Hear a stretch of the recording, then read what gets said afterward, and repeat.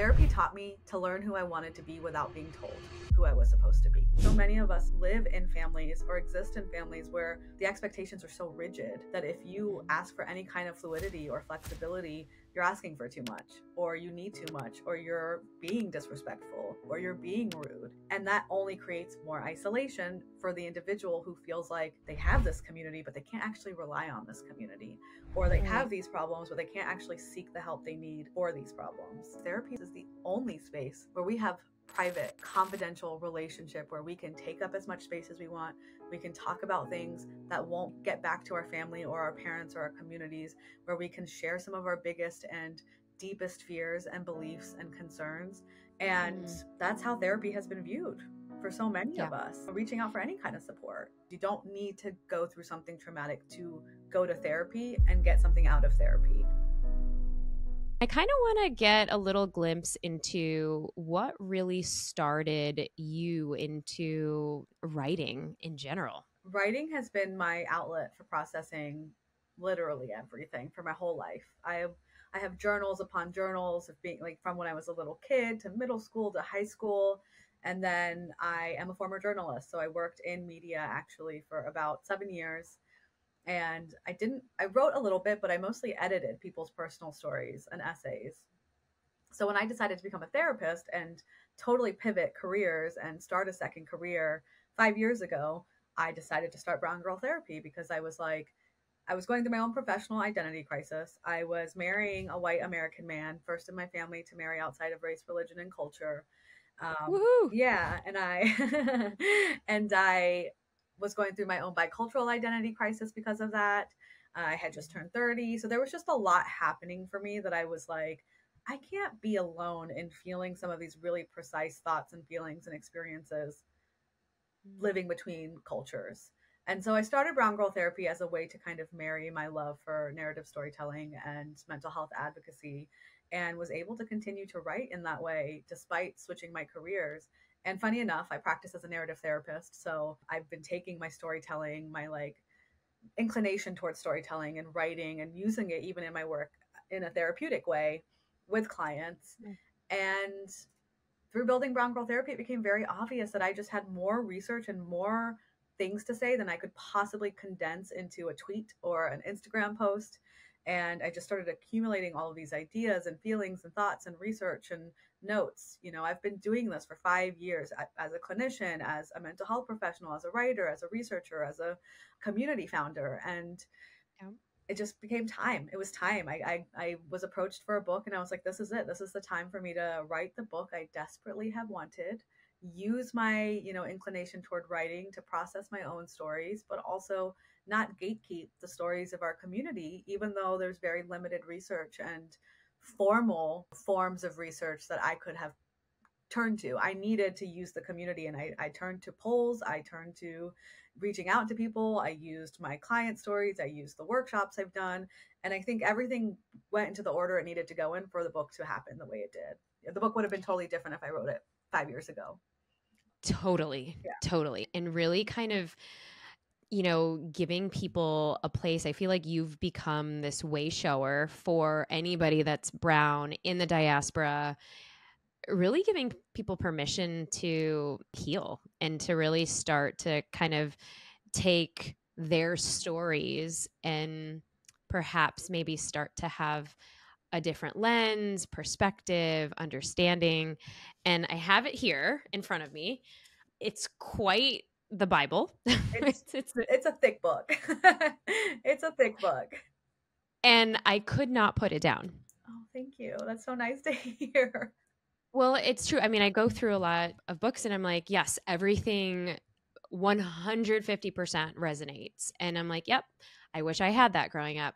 Yep, I wish I had somebody that, it's like you're literally recounting so many people that write in, even for our show, the amount of just not being able to be seen or heard growing up. And I want to start with, what are your thoughts about, as a therapist, starting this whole journey into mental health or into healing, personal growth, whatever we want to call it, but really starting with this, what will people say? Log kya kenge?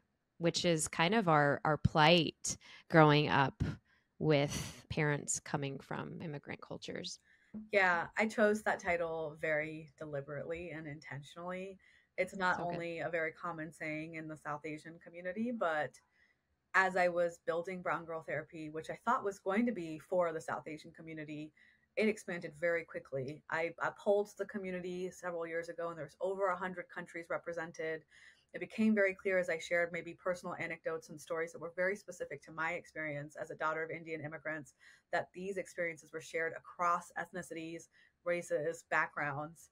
And when so I chose that title very deliberately for both the South Asian community, but also for immigrant communities and families at large, because it became very clear to me in doing my work that if you come from a collectivist background, you are prioritizing in group harmony. You are prioritizing the group sometimes at the expense of yourself. And that mindset of other people first, or what will other people think, or saving face, or maintaining reputation is just so common across the board. But I also chose that title because I personally was asked, but what will people say, when I was going through something traumatic over a decade ago? My parents said that to me, and they didn't mean it in a way where they're like, we don't care that you're struggling. It was more of like a very real concern for them. Oh, what is this going to reflect poorly on us as parents? Is this going to reflect poorly on us to extended family back home? What is this going to mean for your marital status? What is this going to mean for all of these things, right? They were just concerned because that's what they've learned that what other people think really matters. And I can understand that as immigrants, as in the country of India and Japan that they were raised in the cultures that they were raised in. I understand totally. But at the time, it was almost like a trap for me of like, am I supposed to forego what I need in order to ensure that other people will see me a certain way? And Yeah. so as I battled that and as I unpacked that in my book, it became very clear that just that saying needed to be the title of the book, because I think anyone, it doesn't matter who you are, but anyone who reads that is going to be like, oh, I've definitely had an experience where I worried way too much about what other people are going to think about something I do. Totally. And just even double clicking on some of the things that led you initially to seeking out therapy. Can you speak to that? Because I feel like so often here at the Brave Table, we talk about brave conversations and brave things happening, and how some of the tools that we then have, we can start to alchemize. And obviously, you have done that with not only the way you're carrying your voice, but this community that you've built. Can you speak to kind of the early beginnings of what led you to even seek therapy and then become a therapist?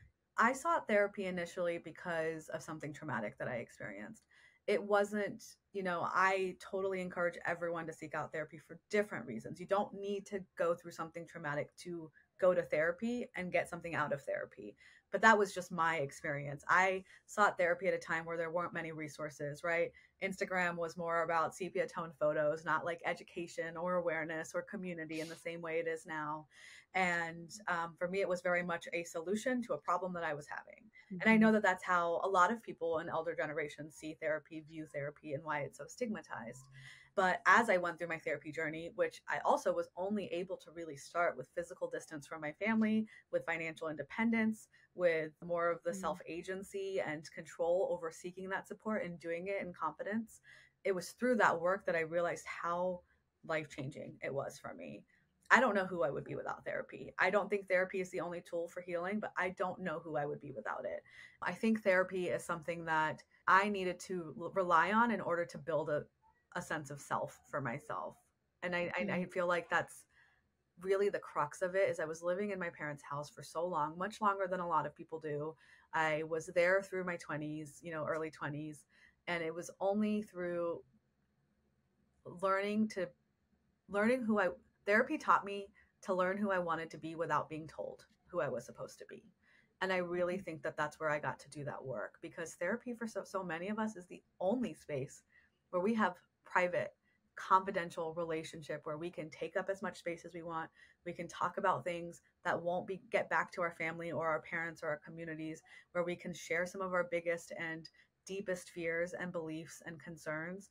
And I needed that space because even though I had friends, even though I was building community in New York, even though I was starting my career, I was doing all of these things that 20 something year olds do, I was still struggling internally, and it was only through therapy that I was able to externalize a lot of that and work through it. And Mm. so, yeah, so I think, I mean, therapy really was a solution to a problem, but I still, to this day, see a therapist on and off. I'm always relying on it as a source for me because it is something bigger than a solution to a problem. It is a process, it is a journey, it is like an adventure into finding yourself and discovering yourself. Yeah, and I'm like, isn't that the greatest thing that we can do for ourselves is to not only take responsibility, have that agency, but also have I like to call it our own little team of Avengers. You know, currently I have like my healer, and then I have my therapist, and then I have my coach. For some it'll look different, you know, pick your flavor, right? And I love that because when I was reading, there's one of the chapters in your book, but specifically page 91, where we're getting into why our families are so against therapy. And you know, there's this beautiful paragraph, and I'll just read it here. Culturally, seeing a therapist is discouraged in many immigrant households and communities of color because it can be equated to airing dirty laundry. Even though there are confidentiality standards in the field, it's a private endeavor. Seeking help is seen as countercultural or as a betrayal to our communities. Can you speak to that? Yeah, I think for many of us, we feel like if we're not fitting in the box that was laid out for us, maybe the day we were born or from our parents or elders' viewpoints of who we're supposed to be, then we are doing something wrong. And that can be something as small as not dressing a certain way, not acting a certain way at the dinner table, wanting something different, pursuing a different career. There are micro ways in which we may be acting, quote, out of the line that we are expected to follow and walk on. And that creates a lower self-esteem and sense of self for so many of us because we feel like something's wrong with us, that Mm, it's an us problem, that it's a me problem, that it's an individual problem. And I felt like that for so long. I felt like if I first of all of the resources and books and things that I could seek out when I wanted it did not mhm, speak to my cultural context, did not speak to how I was raised. So it became even easier for me to say, this must be a me problem because no one is talking about the struggles I'm actually experiencing. So I should not share them with anyone because I don't think anyone else can relate to them. mm, And it becomes so much more about us putting the blame on ourselves rather than a give and take in relationships, right? So many of us live in families or exist in families where the expectations are so rigid that if you mhm, ask for any kind of fluidity or flexibility, you're asking for too much, or you need too much, or you're being disrespectful, or you're being rude. And I see that so much with my clients who the default becomes this other extreme of like, I have to suck it up. I have to figure this out in silence by myself. I have to just take what I can get. I have to just forego what I want in order to make other people happy. And mm. that's how therapy has been viewed for so many Yeah. of us, reaching out for any kind of support. Right. Like, you know, you write here these negative experiences or bad needs build up and leave us to climb mountains in our own homes, separating us and dividing us even more from the connections that can help us and heal us and even save us. Yeah. Yeah. And so, this kind of like isolation or loneliness, even though we're coming from these collectivist communities, because we're not feeling heard, seen, supported, we're actually being shunned. Yeah, I mean, there's so much research. So, enmeshment is this idea that families have loose boundaries. And in Western Mhm. narratives around enmeshment, it is seen as something that is quote unquote bad. It's unhealthy, it's bad, it's not good for people. And yes, there are versions of that that are not healthy for people. But research even suggests that immigrant families and immigrant communities are so insular that they might be more enmeshed because it's a protective mechanism to help them protect themselves and their loved ones and their kids and their families from assimilation and from the dominant society and from harm from outsiders. And so we learn to rely on only our family or our communities, but only to a certain extent because we still have to maintain our reputation in those families and in those communities. So it's an ugly negative feedback loop where we are in a community that is beautiful and engaged and insular and generous and loving, but we still don't feel like we can share our fullest selves because it's stigmatized or quote unquote negative experiences reflect poorly on us or our families. There's a lot of fear. And that only creates more isolation for the individual who feels like they have this community, but they can't actually rely on this community, or they Right. have these problems, but they can't actually seek the help they need for these problems. And then you write here also, just to kind of tie this piece about your parents not really being open to therapy, or, you know, it reminded me of when I had lost my mom and then lost my brother within a span of a year as an adolescent. And I remember my dad just looking at my younger brother, and I was 16, 17 at the time, and my younger brother was 12. And this was a major few losses in the span of a year. And so we were obviously devastated as a family. My dad was, you know, single Punjabi guy, you know, in the US having these losses. And he just, you know, at first he's like, I don't know what to do. Maybe therapy will work. But then it was like, what will people say? Mm-hmm. And so he ended up caving in, but that wasn't the very first, like, yes, that we all need support. It was kind of this, you know, at the very last thing to succumb to, because we were just in this trauma season. And you write here, you know, in regards to your parents, the need for control and for the familiar trumped logic. For those who are listening and watching this, even on YouTube, what do you say to them? Because I feel like that piece is so resonant to a lot of people going through this idea of, is therapy bad or good? Yeah, I think the one thing I want to say to these people is that just because it feels bad doesn't mean it is bad. Oftentimes, doing something new, something unfamiliar, will feel bad because it's new and unfamiliar. It will feel wrong because it is not, quote unquote, the norm in your family or in your culture or in your community. But that does not mean it is bad. And that's where I would encourage and invite people to interrogate and question their values, the guilt that they might be feeling, how that guilt is turning into levels of shame, whose definitions of good and bad are they even defining this by? Where are they getting these definitions from? And to really consider that in order to break cycles, in order to change dynamics, in order to even positive change, to do any of that, to create healing, to create support, to create positive growth and progress requires sometimes new and unfamiliar. Because if things have always been good the way they've been done, then things would be good, but they're not. And so that means that maybe you need to invite something new and unfamiliar into your life, into your world, in order for it to kind of change the direction into something that is healthier, more authentic, more healing, more growth, more meaningful for you. And with that, I'm even curious if, because, you know, now in the age of TikTok and Instagram, we're just learning at a fast pace.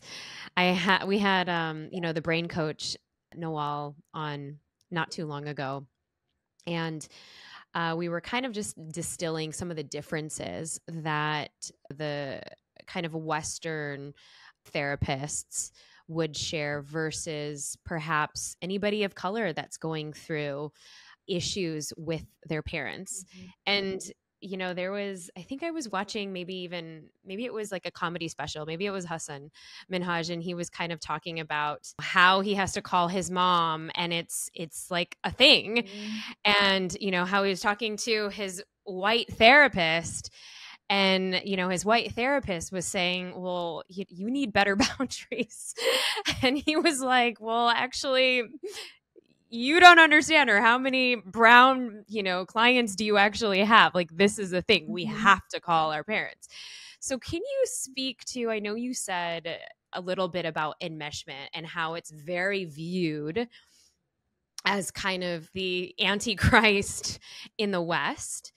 What other elements could be so different and nuanced because we're coming from collectivist cultures? And maybe for people who don't even know the differences between individualist in the West, collectivist in the East, if you can speak to those differences as well, because I kind of want to just air out that if somebody is actually in the intersection and having issues with their parents, with their elders, with their caregivers, that maybe it's not all that bad. Mm-hmm. That maybe, like Hassan, maybe you need to get a different therapist. Well, to even answer your question, we have to start back at the beginning, which is that the history of Western wellness, Western therapy was created and normed by white people, let alone probably white men who historically have been members of communities and cultures that espouse individualism, or this idea that we are individuals who live in our own little bubbles and we can choose to be in relationships with people. Whereas collectivism is about embracing and prioritizing the group and the community at large, whether it's the family, whether it's your family of origin, whether it's the new family that you've created, or the community at large. And so those can come with diametrically opposing values, expectations, and norms, right?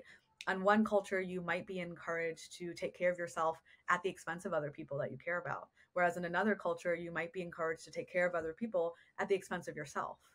And so that means, when we think about the history of what we're learning and being taught, I went to graduate school. I was taught techniques, modalities, theories that were very much rooted in individualism and Western wellness narratives. And they had specific and, quote, right ways to exist in your relationships, to be well, specific definitions of what it meant to be in healthy relationships or what was, quote unquote, normal. But none of that was infused with culture, right? It wasn't infused with a collectivist culture or different cultural systems that we all engage in on a day-to-day basis. When I say culture, yes, I'm talking about maybe bigger like geographical culture, but I'm also talking about your workplace culture that might be different from your friend culture, which might be different from the culture that you live in with your partner, which might be different from the culture that you have at home with your parents or your elders or your grandparents.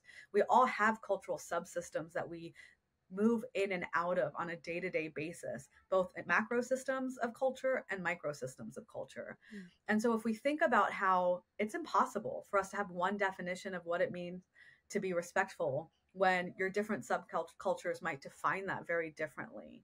And so cross-cultural communication is a big example of an answer to your question, which is we don't communicate the same depending on who you're talking to. So maybe Mhm. at work in a Western workplace, you might be encouraged to be assertive. You might be rewarded if you are more aggressive or take more initiative or speak up out of turn or offer your ideas without being asked. But you Mm. might have grown up in a culture at home in your family of origin where actually being silent is a sign of wisdom and maturity, and being invited into a conversation is a sign of respect rather than just speaking up and doing it yourself. Same with boundaries, right? We're taught in Western narratives around boundaries that maybe you're supposed to be explicit and direct. But if you grew up in a family that has hierarchical family dynamics and structures, you're less likely to be direct and explicit with an elder, a parent, a grandparent, an older sibling, because that's disrespectful and rude. And so I work with clients to think about behavioral boundaries, about other ways we can set boundaries that aren't about verbally being direct and explicit. And I think Mm. it's just important for us to think of these things. Research suggests that self-esteem in collectivist families and cultures is actually rooted in the roles that we play. Whereas when we think about self-care and self-esteem in the Western messaging around it, it's very much about what is it that you want? Go inward, think about you, think about what you need in this moment. But really, if we take in culture, a collectivist cultural values, it might be, what does it mean for you to be a good daughter right now? Is that something that is aligned with your individual values? How can you manage the role of an individual with the role of a daughter or a granddaughter or a grandchild or whatever have you, whatever role you play in your family and your community? And there's so much more nuance and Mm. complexity that's going through those questions that you reflect on and ask yourself to go about your day-to-day life. And so I rambled for a little bit, but I feel like I could talk about this forever. And I just feel like when we think about the messaging we're getting, Yep. it matters. And it's like I said in the very beginning of this podcast, if you are being told one definition of what wellness looks like and you don't align with that because maybe it's not culturally apt, you are going Mhm. to internalize that as a you problem. And it's not. Yeah, it's interesting, and it's reminding me of, we had Dr. Saliha Afridi on not too long ago, and Mm-hmm. I was recently in Dubai, and she's the founder of Lighthouse Arabia, and she started there when literally she was trained in the West and brought up in the West, but now has spent most of her time in Dubai and has one of the leading healing centers and really started it Wow. in the MENA region. And what she shared was, and it's so to your point, we'll link the show in the show notes, but the West kind of teaches us to be individualistic and that we have to meditate like a monk on a mountaintop by ourselves. But truthfully, if you're having your in-laws, your cousins, your aunts, uncles, family, etc., all around, your kids, if you have them, you're meant to be doing life with each other. And a lot of us come from these cultures where it is heavy on family. And so, and of course, there's this just almost complete dichotomy and paradox because we're told one way, but it almost feels good to actually be in relation with other people and how to actually make peace with that. And what I'm hearing from you, just as a recap, is okay, fine, see what the definition is, see that meme on Instagram or TikTok, and see how it actually relates, because there's so many different subcultures, and oftentimes maybe it does and maybe it doesn't, but this is kind of for you to really internalize. Yeah, I totally agree. And that's the difference between mental health education and even therapy, right? Mental health education, all of these resources, as you were saying, were like getting hit at lightning speed on the internet with all of these like new ways to see things. I'm a part of that, right? If you're seeing my stuff on Instagram, it's probably hitting you like a ton of bricks because it comes out of nowhere, and it's short and it's succinct and it's not at all expanded on or with the kind of nuance that we need to have these conversations with, but it's still helpful. It's teaching you things. It's teaching you new ways to live life. It's teaching you new concepts, new language, new everything, new definitions. But the thing I love about therapy and why I think it's so important to have a culturally inclusive therapist is because they can then help you integrate that into your life in a way that feels right to you and your life, right? We don't, and I think that's, to your note about Hassan Minaj and the whole like anecdote about the therapist who doesn't understand. I have those anecdotes in my book. I share those where I felt like my culture was pathologized, where I felt like I was being judged because I didn't have certain boundaries with my parents. But a good therapist who is culturally inclusive will integrate your culture into the work and start to do that work with you where you are, not tell you what needs to be done or what is the right way. Right and normal and good and healthy are all defined very differently depending on who you ask. So good. So good. And so let's dive into a little bit of healing, because I mean, I know that there's several parts in the book where you kind of talk about pulling your community, and specifically on page 113 when we're talking about cultural assimilation. I love this chapter so much because out of over 5,500 people that you had polled on brown girl therapy, 37% shared that they were encouraged to assimilate growing up. And this is so important, such a big piece of identity and what gets to come forward, and what we tend to make small, diminish, or are afraid of sharing, afraid of even exposing. And when I was reading the chapter, I remembered so many different parts of my childhood growing up where I'm like, I'm not bringing rotis to school. Nope. I don't, it wasn't cool to be brown when we were younger, let's be honest, as it is in fashion today. And so, can we talk about this assimilation piece? And also, because there's something that you share in your book about the two things that your dad said to you growing up.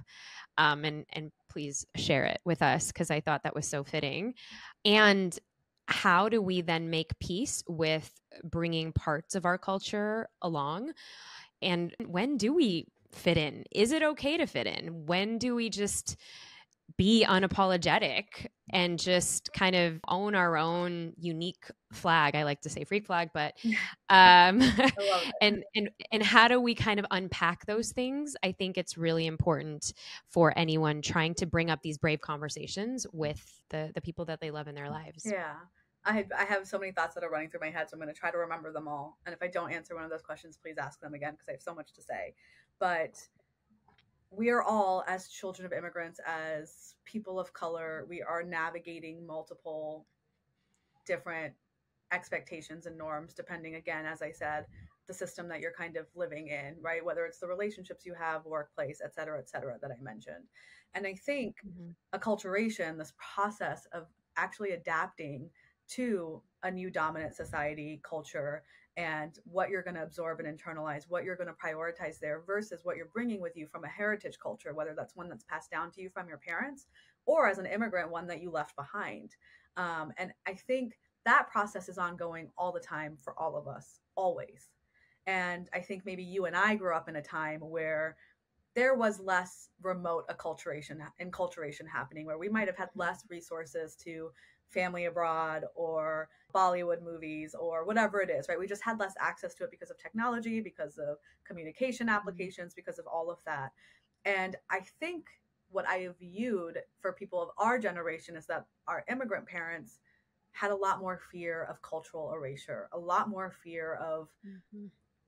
are you going to forget where you came from? Did I move here, especially if they chose to move here, right? Did I move here and make a mistake because now you're not going to be Indian enough, or you're going to forget where you come from? And that goes to the two things my dad told me growing up, which was, it's actually three things. The first one of them was, don't cut your hair. As a Sikh woman, Mhm. as someone of the Mhm. Sikh faith, don't cut your hair and marry a Sikh partner. And then the third one is education based, which we will talk about another time. But those three things, right? But those two things about religion and faith, because that was something that's so important to my dad and something that was so important to my family. They moved to suburbs of Virginia and they used religion as a way to build community. They used building religious, a temple, having religious community, a space to pray, a space to come together because of religion, as a way, as an inroads into a cultural community. And that is actually a thread through my entire family. I had my great grandfather start the Gurdwara in Tehran, in Iran. And I had my grandfather start the Gurdwara in Kobe, in Japan. And then my dad is here starting the one in the suburbs of Virginia. And it's a beautiful generational thread. And it's also one that can add to this level of pressure to look a certain way, practice your faith a certain way, practice, Mhm. cultural traditions a certain way, show up a certain way, dress a certain way, et cetera, et cetera. But then I'm growing up in a time in America where I'm socialized in a completely different environment where, to your note, I also experienced like the stinky lunch anecdote that we all kind of hear. I felt shame for my dad's Indian accent. I felt ugly because I had thick, big hair, or because I didn't have beautiful green, blue, or blue eyes. Like all of these things that I internalized as a product of also society messaging, where it was always Jessica Simpson or Christina Aguilera or Britney Spears. And I always felt like I'm not pretty enough. I'm not enough. I don't look a certain way. That mixed with all of the cultural and religious narratives at home just led me to feel like, who am I? When am I going to feel enough? How am I going to balance all of these things? And I think we all go through that every day. So if we zoom out a little bit and we take out the time of society messaging that I grew up in, we're all still dealing with that. It's called bicultural straddling. We are all constantly adapting and kind of negotiating our two cultural values, norms, expectations every day, always. And that process can lead to a lot of like what you call shame, this, Mhm. making yourself small, making yourself, or feeling like you're not enough, feeling like you're not Indian enough, or you're not cultural enough, or you're not anything enough. And that is the thing that I was talking about that can lead to that low self concept, that low self esteem, that not enoughness that we kind of carry with ourselves. And to that, I tell people, a lot of the work I do with my clients and in the community of Brown Girl Therapy is, where can you lean into pride? Where can we, instead of feeling like you're this or that, how can you use and? I am this and that. How can you blend your cultural norms, expectations, values? How can you create this new unique identity for yourself that blends it all and actually has you lean into pride and use your agency to reevaluate your relationship with your faith, your relationship with your culture, what traditions you want to uphold? As you said, it is more cool now to be brown, to be South Asian, to be Indian. And I feel that because I even write this in the book. I have a lot of guilt that I didn't own some of these practices back then, but I'm revisiting them. I oil my hair, I'm making cha, I'm trying to learn, how to cook. I'm doing all of these things now because for me, it's a way of reclaiming my Mhm. roots, of like integrating it into my day to day life. And I feel a lot of guilt because now it's cool. And it's like, oh, I wish I had always owned these things. But again, we grow up in different, if you know anything about like brain development, we grow up at different points in our life where we feel like we're constantly navigating our identity and our self-concept. So it makes sense. So it's almost like this game of where can you have pride, but where can you give yourself compassion for maybe the shame that you have felt? It doesn't make you not enough. Yeah, I love that. And I think also, in this faith chapter, what's faith got to do with it? You actually give us some really, I think there's about 7 questions here that allows us to kind of do our own reflection on, when was the first time you felt like the other? What happened? And it's just like a beautiful trip down, memory lane. I mean, everybody listening obviously needs to get the book, because I think it's just it's a lot of things that I feel like, we may have thought subconsciously, but not to really spend the time to really think, yeah, when was that time where you actually felt excluded or that you didn't fit in? And I think the way that the book is written and laid out is just it's a very, very easy, juicy read. But I want to segue into well, that there's 2 things that is really calling me, but I think the question that is on everyone's mind is, so you have a rift or a rupture with a family member. You tell them, you shared that, you switched careers. I was a cosmetic dentist. I know that I, went to the schooling, all of the things, had a practice. And then all of a sudden one day I wake up saying, all right, I want to sell everything and move cross country. And, just no longer be what you thought I was going to be. Mm-hmm. And that definitely ruffled a lot of feathers in my family on both sides, Filipino and Indian sides. And I think that a lot of people coming into listening to the Brave Table and even hearing about you, because we even posted what people would want to ask you. So this is actually a question from one of our followers. But this idea that, what if you have a repair or a rupture? How do you tend to repair, especially if they don't approve of who you're marrying, the career choice that you're going into, the fact that you don't want to go into the family business, the fact that you don't want to follow their footsteps, and the fact that maybe you want to move cross country or wherever. But there is just a bit of butting heads, and Mm-hmm. there you cannot come to an agreement. And I know you talk about this, and that's my follow-up question, but let's get into this first. Yeah. How do you begin to have these conversations? Yeah. I mean, that's one of the biggest things people come see me as a therapist for is I I can't get bet. on the same page as my immigrant parents, or my grandmother was not approving of my partner, or what have you, right? These very real interpersonal issues of value misalignment. And the first thing I'll say is you have to get clarity on your values. So my answer to you is 3 C's: clarity, curiosity, compassion. And getting clarity on your values is really important because, and when I say that, you might value family and your mom might value family, but you also want to think about the beliefs tied to that value. That's where we might differentiate our sense of how we relate to a value from one of our loved ones. So my value of family might mean, oh, I love my family, but I don't have to see them all the time, or I don't have to talk to them all the time. I prioritize my role as a daughter, but this is my definition of what it means. Whereas my mom's definition of a daughter or a value of family might have beliefs that are very different from my beliefs. They might be beliefs that are about how much time we're supposed to see each other or talk, how often I'm supposed to visit, right? What I'm supposed to do to be a good daughter. These belief systems are different.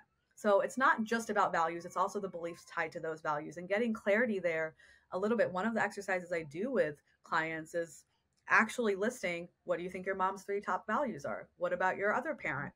What about your siblings? What about your best friend? What about in the American culture? What about in the culture that you grew up with? And if you can just see that listed out, sometimes it's very eye-opening to be like, oh my goodness, these are where these values are, and this is where my values are, or this culture's values are, and this is why I'm having so much tension. And we can get clarity on where that's actually happening and how that's showing up for you. If you are trying to repair something like that with a loved one, there's a disagreement, there's value misalignment, I always start with curiosity. Try to just ask a lot of questions. What is it that you're afraid of? What do you think might happen if I do actually pursue this career? What do you worry about if I were to marry this person? Sometimes the answers might be, hey, they don't make enough money, or you're not going to be able to provide for yourself, or you're relinquishing all of this work you've done in this one field, or they're not of the same race, or what will people think about the fact that you're choosing this partner? Whatever it is, you'll get clarity on what the actual fear is, and that might be something you can work with.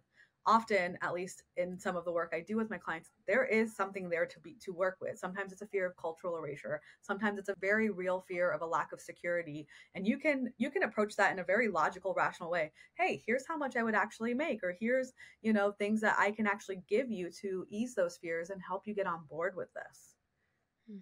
If you can't get them to get on board, if you do all the curiosity, if you try to learn a little bit more, if you even ask questions like, what does it mean for us if I choose to do this? Are you not going to talk to me anymore? Are you like, because then you'll start to get clarity again.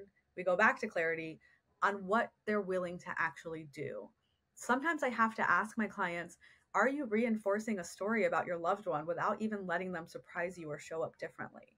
Because sometimes we say, if I tell them, I already know how they're going to react. I already know what they're going to do. I already know that this is going to be the thing that happens.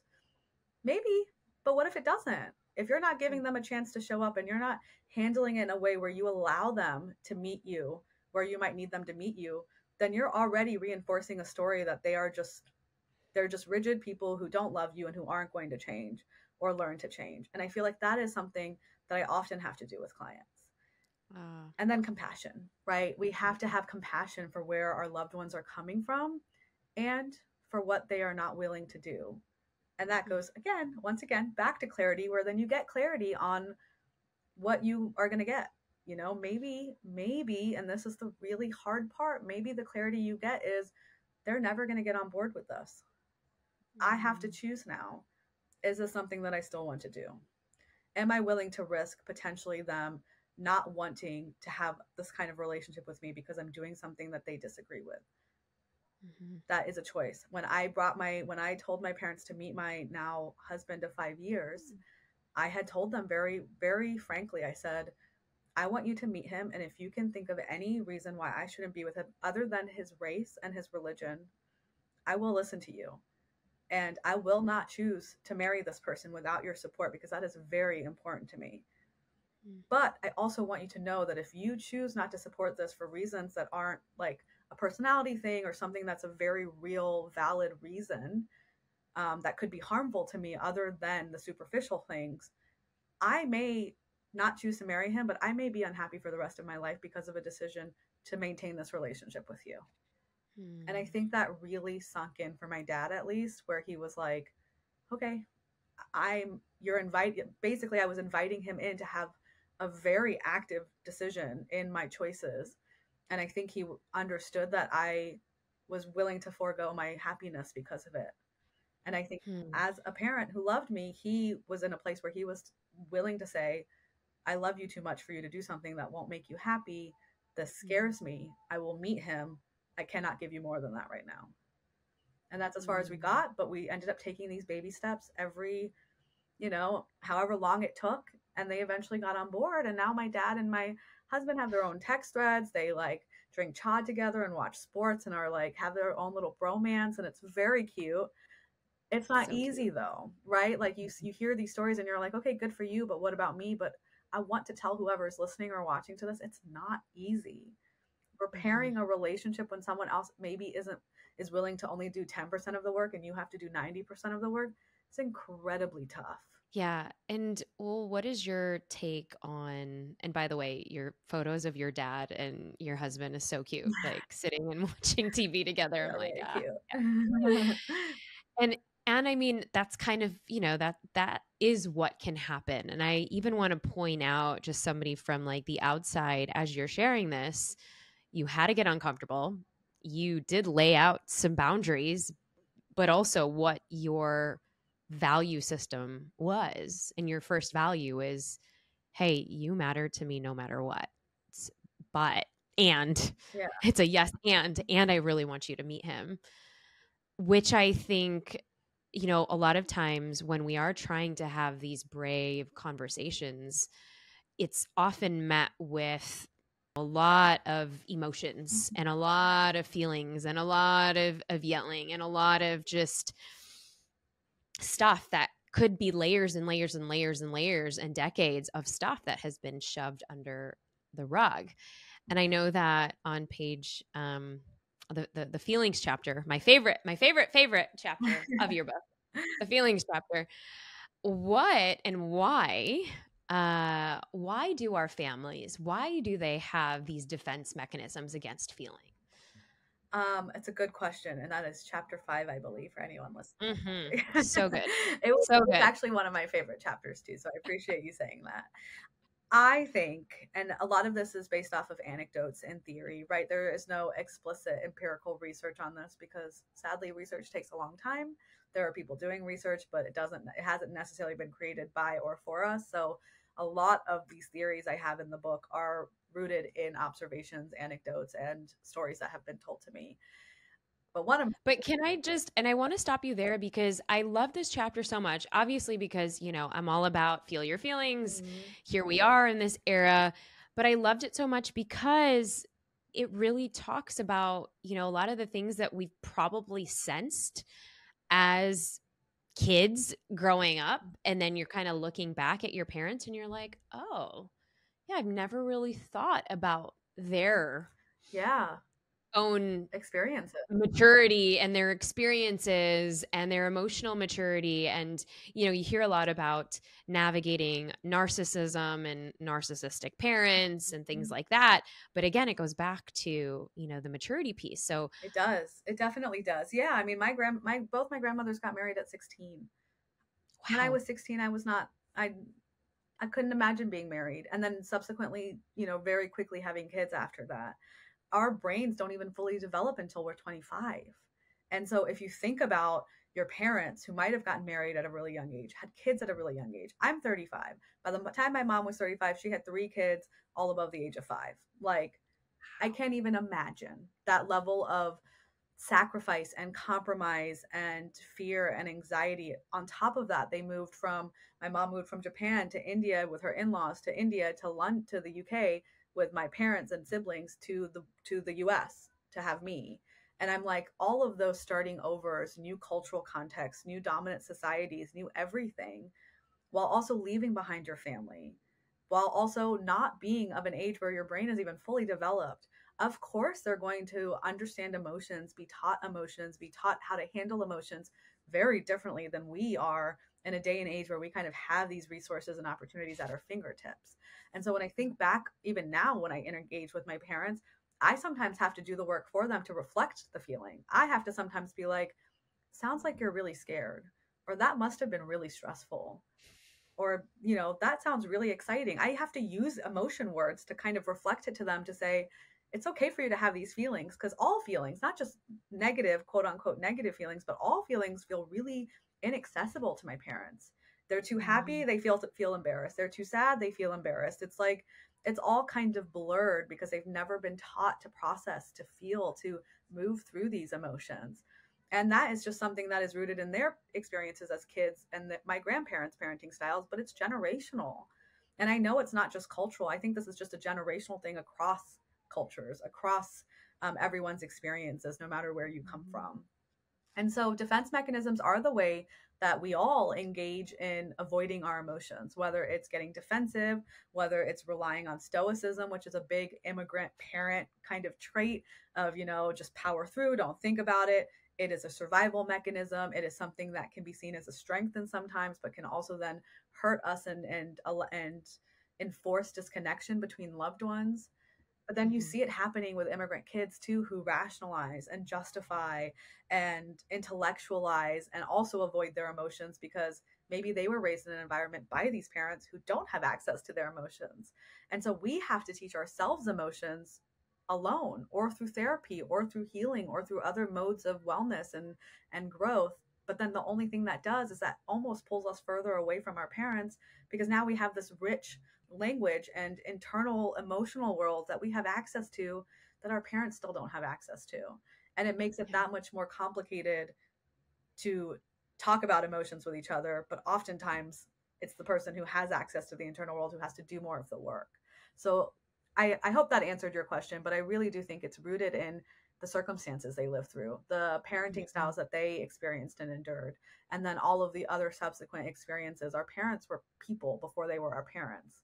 And those experiences as people impact the way they're going to parent us. Well, and I think that a lot of times, it's so easy for us to have blame, resentment, judgment, criticism against our parents, against the way that they brought us up because they don't agree or they have certain expectations, obligations. But I think what you're really revealing in this particular chapter, and of course throughout the book, is actually they have these defense mechanisms because they weren't taught those things, and it really humanizes them.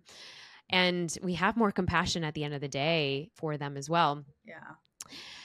So I feel like we can go I have so much to say already, but yes. so much, so much deeper, so much deeper. And I know we have a little bit of time left, and in that little bit of time I do want to wrap a bow around this piece though, because that rationalization or intellectualization of, if I was a better kid, then they wouldn't be, you talk about it on page 150 on a lot of us, and what I like to call we just bypass through these Yeah. emotions. We bypass over them just because we know better. We learned the word enmeshment. We learned how to meditate. We're like, nope, I can do this. Hmm. And how does that turn up inside of your therapy sessions? With people who are kind of battling the idea of rationalizing their feelings. Yeah, my clients, and I think a lot of people I've talked to both for this book and just in building the community, intellectualize and rationalize, and they're kind of siblings in my opinion. So, people will rationalize by just saying, well, if only I did this, then my parents wouldn't have maybe hit me, or they wouldn't have yelled at me all the time, or they wouldn't have whatever. And yes, maybe, but also you were the kid and they were the parent. And so it gets really uncomfortable for people to accept that multiple things can be true at the same time. Like, Mm-hmm. yes, I know that I was a difficult child. I've been told that, but I also think that I like to push boundaries a lot. But does that mean that I also was responsible for the way my parents parented me or disciplined me or handled things? No, I wasn't. I was a kid. I wasn't responsible for my parents. Other clients will come to sessions and intellectualize where they're like, teach me all the things. Let's talk about it. Let's teach me the language. Teach me the things I'm supposed to know to deal with my emotions or my trauma or my this or my that. And I'm like, okay, we can talk about it all day, but it doesn't mean you're feeling it or experiencing it or sitting with Mm-hmm. it. And it can be really uncomfortable for them because I have many clients who are children of immigrants who come like literally prepared with a piece of paper. And they're like, okay, we're going to talk about this, this, and this today. And I'm like, great, we can talk about two of those things. And then we're going to sit in the emotions that come up for the rest of the session. And it's deeply uncomfortable because intellectualization, rationalization, they are forms of false control that allow us to convince ourselves that we have more power and control in how our relationships are playing out or how our experiences are playing out than we actually have. And the only thing we can actually control are our emotions, our responses, our reactions, how we can move through it, how we can manage it, how we can sit in the discomfort. Those are the things that are actually going to create more intimacy because you're connecting on a deeper level than just the surface level, like, to use your words, bypassing it. Mm-hmm. It was only through going to therapy and being able to access some of those emotions for myself. I had so much anger and shame from the way I was raised, from my adolescence, from the experiences I had in my early 20s. And it was only through going to therapy and really accessing and sitting with that shame and anger was I able to move through it and then return to my parents with a richer internal world to say, I see you as people, I see me as a person. Neither is right, neither is wrong, neither is better, neither is worse. But I want to maintain these relationships, and to do that, I can now have immense compassion and empathy while also not foregoing my own emotional experience and still honoring what I feel throughout this relationship. And that is just so much harder. I mean, even me Mm-hmm. saying that, it's so difficult and it's painful and it's hard, but that is the route to real intimacy in our relationships. Not everyone just living in their own worlds of pretending like these emotions don't exist. Because to go back to the first thing we talked about, we are then just brushing everything under the rug and enforcing isolation in our own homes. Oh, totally. Totally. And I think that, because we are so capable Mm-hmm. as a community that we tend to lean on the intellectualization and like, all right, give me all the homework, give me all the things to do. Mm-hmm. And no, the only thing that you need to do is actually feel. Mm-hmm. Yeah. And it's going to be hard And and it's going to get messy. it's so It's going to hard. be sucky. And a lot of Yeah. my work is also just, I joke about it now with clients where I'm like, don't make me pull out the feeling wheel. I need to know what feeling you're feeling. I don't want to hear weird or interesting or fascinating. Those are not feelings. I want you to use an Mm. actual feeling here. And it becomes a joke with some of my clients because they're like, oh gosh, you're going to make me talk about my feelings. I'm like, yes, I am. I mean, and I think, and that's the work, right? To be able to, I say this in my book, but like to sit in the suck, and it's sucky to sit in the suck. It's so And I feel like, that part really only turned up for me when I became a mother, because there was nowhere to put all of these emotions that I thought I dealt with a lot of my losses. Yet when you're kind of birthing the next generation, and shout out to all the moms out there, but it is really like reparenting the inner child in yourself. And I, back then I thought it was like such woo woo stuff, but it's really, Mhm. that really is what it is. I had to heal the little Neeta that lost a lot of people in my life, and went through a lot of those things. And so I really, really love what you've truly laid out for so many people in this book. What will people say? Navigating mental health, identity, love, and family between cultures. I think it's honestly a book that every single child of immigrants should pick up and have. And if you're allies, or if you're married or dating one, or if you're interested in one, or just knowing how to be a better friend to some of your besties and girlies that are going through this, I feel like it's such a table conversation book. I mean, You. I really appreciate that. And it's like you said, it's a forever. There's I have so many thoughts on this because I know I wrote a self-help book and I believe in the book I wrote. I think it's going to be so powerful and life-changing. It was life-changing for me. And we are not home improvement projects that always need to be worked on. It's almost like it's a forever journey, as you said. We're always kind of reparenting and tending to our inner children and repairing relationships and navigating and maintaining these things, because that is what it means to be a person who cares about other people and live in this world. And mhm, we are not seeking perfection in any of this. And that is going to be my constant reminder to everyone. We are not seeking perfection. I always say not not perfection, presence. Like we want yeah. presence. You want to be present in your life. You don't need to be perfect in it. And you write an entire chapter about dismantling Yes. perfection, which I'm like, yes, we so needed that. So in just a few words, because I know you have to run. So we have a well, we have a little segment called spilling the chai. So we'll just keep it short and brief. So whatever comes up for you. Um Oh my god, I'm so so excited. so spill the chai on stoicism or just full wild and out emo. Wait, I'm sorry. Spill the china? So you pick one or the Okay, other. So stoicism versus full wild and out emo. full wild and out emo for sure. Crying, tears, gunk everywhere. Just feel it. All of it, all of it. HBO's In Treatment or Dear Zindagi. Oh, HBO's in treatment. Okay, awesome. Confrontation or avoidant styles of communication. Confrontation. Cool. Awesome. And then what does it mean to be brave? To have courage to show up and do the thing that you're scared of, even though you're scared of it. Mm. Sahaj, what a pleasure. What an honor, love. Where can we learn more about Brown Girl Therapy, the community? Where can we get the book? Tell us everything. Yeah, so you can follow me on Instagram at Brown Girl Therapy. You can go to my website, sahajkohli.com, and you can see all of the events I'm going to be doing, all of the community resources I have up there, ways to buy the book internationally, signed copies, or you can just go to any of your favorite local bookstores or libraries and get a copy there, or request it if they don't have it so that they can stock it for everyone else who should also read this book. Amazing. Yeah. All right. Until next time on the Brave Table.